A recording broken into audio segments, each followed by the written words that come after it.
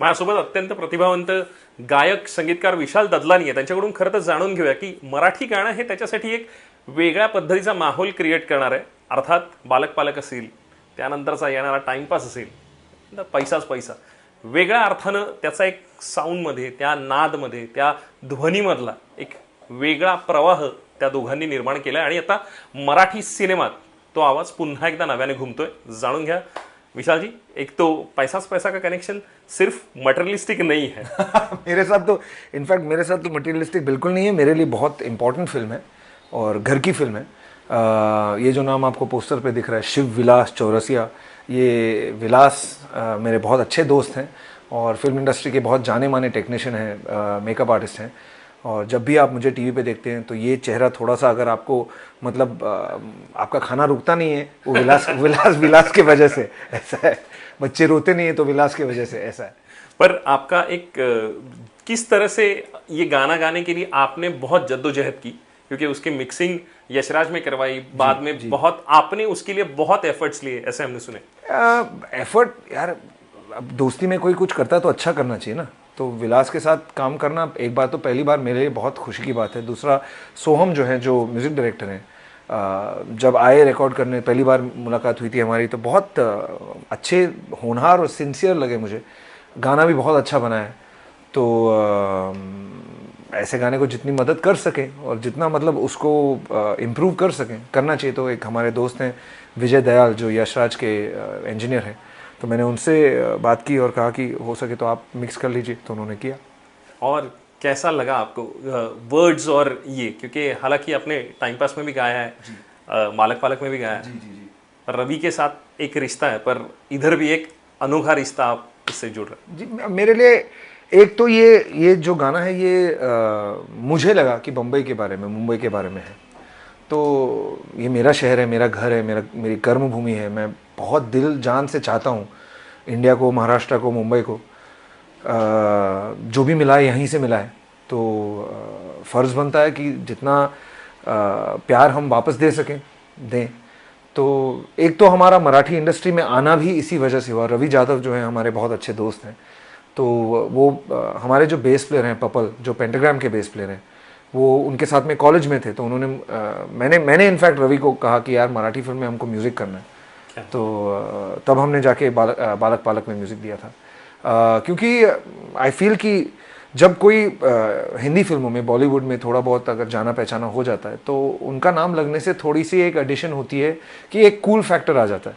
और मुझे और शेखर को और मुझे दोनों को इनफैक्ट दिखाई दे रहा था कि जो मराठी म्यूज़िक है, हालांकि बहुत एक बहुत एनरिच म्यूज़िक है, बहुत गहरी म्यूज़िक है, और अभी तक बहुत, मतलब जैसे इस साल ही कितना अच्छा म्यूज़िक बनाया. आप कटियार देख लीजिए, सैराट देख लीजिए, अपना अजय अतुल का कोई भी काम देख लीजिए, कितना अच्छा काम मराठी में होता है.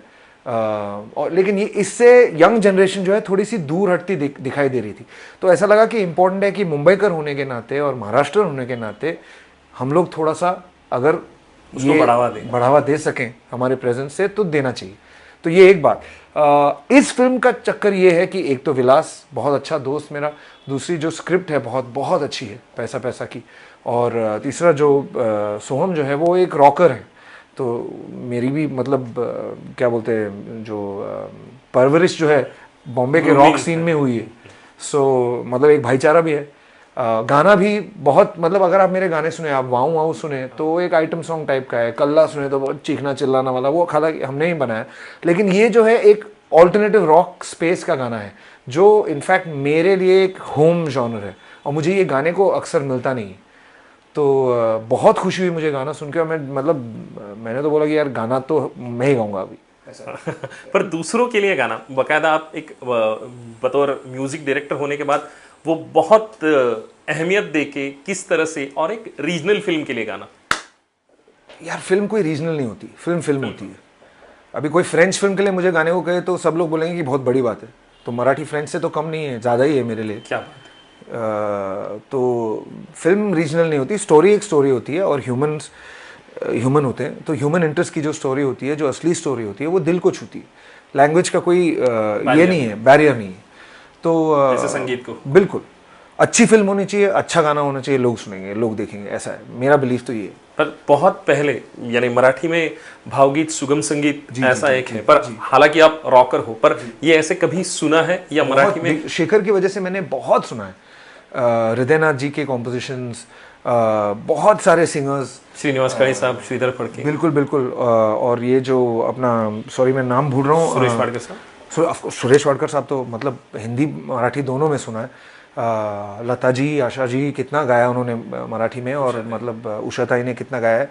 और ऑफ कोर्स मतलब यहाँ तक कि अभी जो आनंद जो हैं, आई मीन वो क्या लेवल के सिंगर है, मतलब आनंद शिंदे। हाँ, मैं मुझ जैसे तो सुन के ऐसा लगता है यार गाना ही नहीं चाहिए, छोड़ दो यार, मतलब अच्छे से सुनो ना, सुनने को मौका मिल रहा है, यही बड़ी बात है अपने लिए, ऐसा है। आनंद जी के बेटे भी आदर्श, वो भी हालांकि बहुत अच्छा गा। मैंने उनको सुना नहीं है शायद, बट अमेजिंग टैलेंट पूल है। और मतलब इतना टैलेंट और इतना मतलब मंझा हुआ टैलेंट। और कभी ऐसा लगता है कि मराठी यूथ जो है डिस्कनेक्ट हो रही है, तो ये अच्छी बात तो नहीं है। तो अगर हम लोग एक थोड़ा सा ब्रिज बना सके अपना छिछोरापन करके, तो या आपका बड़कपन है, छिछोरापन नहीं, पर आपको मराठी फिल्म या मराठी म्यूजिक और ज्यादा रूह तक पहुंचे ऑडियंस के, उसके लिए क्या करना जरूरी है? आप बिल्कुल राइट पाथ पे हैं। आप देख सकते हैं मराठी फिल्म इंडस्ट्री की लास्ट 2 या 3 सालों में एक एक्सपोनेंशियल ग्रोथ हुई है। जिस तरह की फिल्में बनी, मेरी एक्सपोजर एक्चुअली मराठी फिल्मों के साथ शुरू हुई थी रवि की फिल्म के साथ, नटरंग के साथ। पहली बार मैंने मराठी फिल्म पूरी देखी थी, और मतलब दिल टूट गया था मेरा वो पिक्चर देख के। फिर उसके बाद मैंने हरिश्चंद्राची फैक्ट्री देखी, परिश मुकाशी, फिर मैंने कोर्ट भी देखी, और श्वास भी देखी थी। मतलब ये फिर उसके बाद थोड़ा सा एक एक करके देखता क्या, और क्या फिल्में बनती हैं जो हिंदी में ऐसी बनती नहीं है। मतलब honestly fact of the matter is, Hindi cinema ज्यादा एंटरटेनमेंट के बारे में, लेकिन मराठी सिनेमा ज्यादा स्टोरी के बारे में, ज्यादा सोल के बारे में। और बालक पालक देख लीजिए, कितनी अच्छी और क्या टॉपिक पे बनाया। मतलब ऐसी पिक्चर हिंदी में कोई सोचता भी नहीं है, यू नो। और वो बाल गंधर्व की पिक्चर, जो what is the music in that, unbelievable. मतलब सो एक मराठी सिनेमा का जो लेवल है, उस दर्जे की जिस दर्जे की फिल्में बनती हैं, जिस दर्जे की म्यूजिक बनती है, उस लेवल की प्रसिद्धता नहीं है। वो अगर थोड़ा हम लोग मदद कर सके और थोड़ा लोग जुड़ जाएं इसके साथ, तो बहुत इंपॉर्टेंट बात होगी। म्यूजिक कंपनीज का रवैया थोड़ा बदलना चाहिए, ऐसा लगता है आपको? यार म्यूजिक कंपनीज किसी भी भाषा में, यार म्यूजिशियंस की मतलब रहने दो। पर पैसाच पैसा आज के ऑडियंस के लिए आपको कितने, यानी आपने म्यूजिक के साथ आप जुड़े हुए हो, आपने कुछ देखे भी होंगे शॉर्ट्स, कैसे लगा या रशेस देखे? मुझे बहुत पहले तो ऐसा बहुत कम होता है कि गाना गाने के पहले कोई आपको स्टोरी बताए पिक्चर की, तो ये हुआ, क्योंकि जैसा मैंने कहा घर का मामला है, तो बहुत बहुत अच्छी पिक्चर है और बहुत टचिंग है। मुझे पूरा विश्वास है कि लोगों को बहुत पसंद आएगा, मुझे तो बहुत पसंद आया था। सोहम एक बडिंग आर्टिस्ट है, आपके रिश्ता एक डीएनए वाला रिश्ता है उसके साथ, पर जो बडिंग है उसका एक अपना नजरिया होता है, अपना एक। अच्छा, ये बोलना बहुत जरूरी है कि डीएनए जो बोल रहे हैं वो मतलब इसका मतलब नहीं कि हम लोग एक फैमिली से हैं, ऐसा नहीं है। म्यूजिक के म्यूजिक, हमारी परवरिश रॉक एंड रोल में, बॉम्बे के रॉक सीन में हुई थी, इसलिए हम लोग जुड़े हुए, ऐसा है। हाँ। पर उसका म्यूजिक या आज का म्यूजिक का दौर जी, उसको आप कल्ट कैसे देख रहे हो? क्योंकि आपका एक अपना स्टाइल है, अपना अंदाज है, बतौर आप म्यूजिक डायरेक्शन भी उसी स्टाइल से करते हैं। तो लेकिन एक बात कहना बहुत जरूरी है यहाँ पे, जब आपने पूछा है तो मुझे ये कहना है कि जैसे अक्सर आप सुनेंगे कि जो सीनियर म्यूजिशियन है, जो बहुत ही सीनियर है, वो कहते हैं यार आजकल अच्छा काम नहीं होता। उस टाइम की बात अलग है। अब ये भी आप देखेंगे कि हर दौर के म्यूजिशियन ये कहते हैं। अगर आप 70 के दशक को देख लो तो 50s वाले जो म्यूजिशियन थे वो यही कहते थे कि यार ये 70 वाली बात क्या है, ये 50s में जो म्यूजिक कमाल। सही बात ये है कि आज के दौर में जो मॉडर्न म्यूजिक बन रही है वो भी बहुत अच्छी, गहरी, सच्ची म्यूजिक बन रही है, और उसके साथ साथ शास्त्रीय संगीत से जुड़ी हुई, शास्त्रीय संगीत से प्रेरित हुई म्यूजिक भी साथ में बन रही है। इनफैक्ट मेरा विश्वास ये है, और मैं मतलब हाथ जोड़ के मतलब पूरा ह्यूमिलिटी के साथ जो सीनियर म्यूजिशियंस हैं उनसे ये कहना चाहता हूँ कि आप ज़रा अगर थोड़ा सा एक चांस देना, खुले माइंड से सुने, आज की म्यूजिक को, तो आपको लगेगा कि बहुत बहुत अच्छा काम भी हो रहा है। और मराठी में तो उम्दा काम हो रहा है, मतलब नॉट जस्ट अच्छा, बेहद अच्छा काम हो रहा है। एंड उसका एक भाग होना मतलब बहुत खुशनसीबी की बात है मेरे लिए। एक संगीतकार होना और एक गायक होना दोनों बहुत अच्छा होता है एक गाना समझाने के लिए, और सामने वाला जो समझा रहा है उसको बहुत उल्टा होता है। संगीतकार को गाना समझाना बहुत डिफिकल्ट होता है, और ये मैंने खुद जाना है, बिकॉज मैं इतने लोगों के लिए गाता हूँ। दूसरे लोगों की धुन पकड़ना, क्योंकि आदतन ये है कि आप कॉर्ड्स, अगर 4 कॉर्ड सुने तो आपकी खुद की धुन बन जाती है उस पर। आप एक सुर सुने तो उस पर धुन बना लेते हैं, ये नॉर्मल आपकी आदत है। किसी और की बनाई हुई धुन आपको अपने जहन में डालना मेरे लिए तो अब तक बहुत और वो डिफिकल्ट है। रिप्रोड्यूस करना और उसके जो इंटेंशन है उसको फुलफिल करना, ये बहुत मुश्किल का काम है फॉर मी। मतलब for me composing is much easier, मतलब बहुत आसान होता है गाना बनाने के लिए मेरे लिए। लेकिन किसी और का गाना सीखना मेरे लिए बहुत मुश्किल का काम है, और इसीलिए मैं बहुत दिल से करता हूँ। मतलब मैं अक्सर, ऐसा होता है कि मैं तो आप तो जानते होंगे, मैं मराठी में तो गाता ही हूँ, हिंदी में गाता हूँ, तमिल में गाता हूँ, बंगाली में गाया है, हर भाषा में गाया है, जो भी भाषा में, तेलुगु में अभी गाया है। तो मैं 2-3 घंटे कभी कभी बैठ के गाना सिर्फ सुनता हूँ कंपोज़र की आवाज़ में, या जो स्क्रैच आवाज़ है।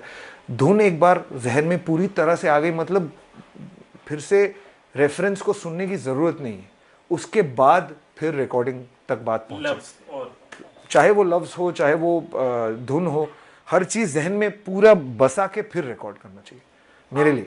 आपके ऊपर संस्करण किस चीज़ का हुआ है, या आप रॉकर्स कहते हैं, या आप जिस तरह से आए हो, पर बॉलीवुड म्यूज़िक, वेस्टर्न क्लासिकल, किससे परवरिश ज़्यादा हुई है, और खुद को ढूंढने में कौन सा सुर नहीं, मेरी परवरिश तो डेफिनेटली रॉक म्यूज़िक से ही हुई है। और उसके साथ में मेरी खुशनसीबी है कि मैं मुंबई में पैदा हुआ, क्योंकि मेरे पेरेंट्स जो हैं म्यूज़िक के बहुत शौकीन, अब भी बहुत शौकीन हैं। और घर में हमेशा म्यूज़िक रहता था, रिकॉर्ड्स रहते थे, फिर कैसेट्स रहते थे, फिर सीडीज़ आने लगे। जब मैं थोड़ा बड़ा हो गया, 14-15 साल के हो, तब सीडीज़ आ गए। तो लेकिन म्यूज़िक हमेशा था, और दुनिया भर का म्यूज़िक था, चाहे वो रॉक म्यूज़िक हो, चाहे वो वुडस्टॉक हो, या बीटल्स के रिकॉर्ड्स हों, या सैंटाना हो, या डिस्को म्यूज़िक हो, या फंक हो, या तो फिर जगजीत सिंह साहब के गज़लें हों, या तो फिर आर डी बर्मन साहब की फिल्म सॉन्ग्स हों। तो हर तरह का म्यूज़िक होता था, और हर तरह का म्यूज़िक समान होता था। ये कोई नहीं कहता था कि ये अलग है और ये, और आपको यही करना चाहिए, या यही अच्छा है, यही बुरा है। खुद मतलब जो मुझे अच्छा लगे मैं वो सुनता था। और इसकी वजह से बहुत अलग अलग तरीकों के म्यूज़िक से एक्सपोज होने लगा। और आई थिंक वो जो शिक्षा मिली है उस, क्योंकि मैं सीखा नहीं हूँ कभी भी म्यूज़िक, तो मेरे लिए वो हर म्यूजिशियन जिसकी म्यूज़िक मैंने सुनी है वो मेरा गुरु है। तो वो जो मुझे शिक्षा मिली उन रिकॉर्ड से बचपन में, मतलब कुछ बगैर जाने बगैर समझे, वो मैं कभी रिप्लेस नहीं कर सकता। वो मेरे लिए सबसे इम्पोर्टेंट ग्राउंडिंग है। क्या बात है। पैसा पैसा का कुछ गुनगुना के दिखा सकते हैं? गुनगुना तो दूंगा, लेकिन लिरिक्स याद करने पड़ेंगे, तो आप मुझे थोड़ा सा माफ़ करेंगे। एक संगीतकार होना और एक गायक होना दोनों बहुत अच्छा होता है एक गाना समझाने के लिए, और सामने वाला जो समझा रहा है उसको बहुत उल्टा होता है। संगीतकार को गाना समझाना बहुत डिफिकल्ट होता है, और ये मैंने खुद जाना है, बिकॉज मैं इतने लोगों के लिए गाता हूँ। दूसरे लोगों की धुन पकड़ना, क्योंकि आदतन ये है कि आप कॉर्ड्स, अगर 4 कॉर्ड सुने तो आपकी खुद की धुन बन जाती है उस पर। आप एक सुर सुने तो उस पर धुन बना लेते हैं, ये नॉर्मल आपकी आदत है। किसी और की बनाई हुई धुन आपको अपने जहन में डालना मेरे लिए तो अब तक बहुत डिफिकल्ट है। रिप्रोड्यूस करना और उसके जो इंटेंशन है उसको फुलफिल करना, ये बहुत मुश्किल का काम है फॉर मी। मतलब for me composing is much easier, मतलब बहुत आसान होता है गाना बनाने के लिए मेरे लिए। लेकिन किसी और का गाना सीखना मेरे लिए बहुत मुश्किल का काम है, और इसीलिए मैं बहुत दिल से करता हूँ। मतलब मैं अक्सर, ऐसा होता है कि मैं तो आप तो जानते होंगे, मैं मराठी में तो गाता ही हूँ, हिंदी में गाता हूँ, तमिल में गाता हूँ, बंगाली में गाया है, हर भाषा में गाया है, जो भी भाषा में, तेलुगु में अभी गाया है। तो मैं 2-3 घंटे कभी कभी बैठ के गाना सिर्फ सुनता हूँ कंपोज़र की आवाज़ में, या जो स्क्रैच आवाज़ है। धुन एक बार जहन में पूरी तरह से आ गई, मतलब फिर से रेफरेंस को सुनने की ज़रूरत नहीं है। उसके बाद फिर रिकॉर्डिंग तक बात पहुँचे, चाहे वो लफ्ज़ हो, चाहे वो धुन हो, हर चीज़ जहन में पूरा बसा के फिर रिकॉर्ड करना चाहिए मेरे लिए। आपके ऊपर संस्करण किस चीज़ का हुआ है, या आप रॉकर्स कहते हैं या आप जिस तरह से आए हो, पर बॉलीवुड म्यूज़िक, वेस्टर्न क्लासिकल, किससे परवरिश ज़्यादा हुई है और खुद को ढूंढने में कौन सा सूट नहीं, ज़्यादा मेरी परवरिश तो डेफिनेटली रॉक म्यूज़िक से ही हुई है। और उसके साथ में मेरी खुशनसीबी है कि मैं मुंबई में पैदा हुआ, क्योंकि मेरे पेरेंट्स जो हैं म्यूज़िक के बहुत शौकीन, अब भी बहुत शौकीन हैं। और घर में हमेशा म्यूज़िक रहता था, रिकॉर्ड्स रहते थे, फिर कैसेट्स रहते थे, फिर सीडीज़ आने लगे। जब मैं थोड़ा बड़ा हो गया, 14-15 साल के हो, तब सीडीज़ आ गए।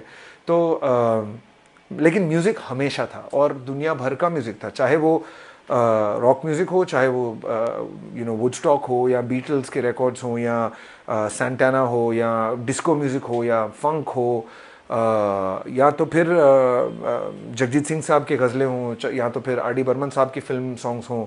तो हर तरह का म्यूज़िक होता था, और हर तरह का म्यूज़िक समान होता था। ये कोई नहीं कहता था कि ये अलग है और आपको यही करना चाहिए, या यही अच्छा है, यही बुरा है। खुद मतलब जो मुझे अच्छा लगे मैं वो सुनता था। और इसकी वजह से बहुत अलग अलग तरीकों के म्यूज़िक से एक्सपोज होने लगा। और आई थिंक वो जो शिक्षा मिली है उस, क्योंकि मैं सीखा नहीं हूँ कभी भी म्यूज़िक, तो मेरे लिए वो हर म्यूजिशियन जिसकी म्यूज़िक मैंने सुनी है वो मेरा गुरु है। तो वो जो मुझे शिक्षा मिली उन रिकॉर्ड से बचपन में, मतलब कुछ बगैर जाने बगैर समझे, वो मैं कभी रिप्लेस नहीं कर सकता। वो मेरे लिए सबसे इम्पोर्टेंट ग्राउंडिंग है। क्या बात है। पैसा का कुछ गुनगुना के दिखा सकते हैं? गुनगुना तो दूंगा, लेकिन लिरिक्स याद करने पड़ेंगे, तो आप मुझे थोड़ा सा माफ करेंगे।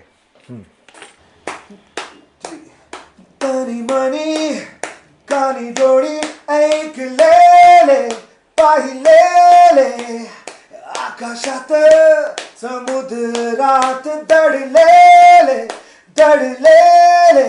ही रात्र माझी मैत्रीण, फिरलो जरी साज दिन, ही रात्र माझी मैत्रीण, फिरलो जरी साज दिन।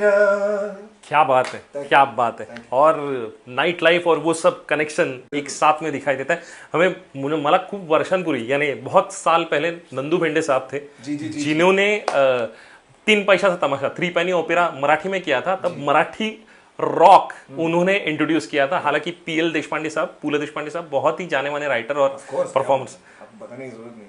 तो हम वो वाला माहौल, मुझे अभी रोंगटे खड़े हो गए, सब वो याद आ गए। आपने मतलब बहुत अच्छी बात कही। मेरे लिए नंदू एक्चुअली हमने एक म्यूजिकल साथ में की थी 1997 में। तो मेरे बहुत अच्छे अजीज दोस्त थे। 2 साल पहले उनका देहांत हो गया, लेकिन उन्होंने मुझे बहुत कुछ सिखाया एज अ सिंगर। तो अगेन, जैसा मैंने कहा कि हर म्यूजिशियन जिसका काम मैंने सुना है वो मेरे गुरु हैं, लेकिन नंदू ने एक्चुअली मुझे टेक्निक्स, सिंगिंग टेक्निक्स सिखाए हैं। तो उनका नाम इस इंटरव्यू में आया, मैं बेहद खुश हूँ। बहुत बहुत शुक्रिया विशाल जी, आपने समय दिया और अपनेपन से समय दिया, उसके लिए बहुत बहुत शुक्रिया। Wish you love, luck and success, और हमारे साथ कनेक्ट रहिए, मराठी से जुड़े रहिए। बिल्कुल बिल्कुल शुक्रिया, शुक्रिया सर। चारा नहीं, मैं मुंबई का रहा है, ऐसा क्या है? What do you mean? Marathi से क्या बात है, क्या बात है। Thank you so much. हम चाहते हैं कि विशाल शेखर मराठी के लिए, और शेखर में कितने 2-3 हाँ, सावली भी तो करने वाले हैं सर, आप फिक्र मत करो, हम लोग हैं। यस, जैसा मैंने कहा, मराठी सिनेमा से हम लोग लेने नहीं आए, हम लोग अगर हो सके तो हाथ बटाने आए थोड़ा, क्योंकि हमारा फर्ज बनता है, इट्स इम्पोर्टेंट। और ये एक्चुअली देश के सबसे अहम सिनेमास में है। मतलब जो पिक्चरें यहाँ पे बनती हैं शायद और कहीं नहीं बनती, तो दुनिया को ये देखना बहुत ज़रूरी है। जिस आर्टिस्टिक लेवल पे मराठी में फिल्में बनती है, अगर दुनिया तक जाए तो इंडिया का नाम बहुत रोशन होगा। क्योंकि आज की तारीख में अजय अतुल हो, अमित राज हो, बहुत अच्छा काम कर रहे हैं। बिल्कुल बिल्कुल बिल्कुल। और आप आ जाए तो और भी 4 चांद लग जाएंगे। हमसे बात करने के लिए बहुत बहुत शुक्रिया Vishal. Thank you so much. Thank you so much.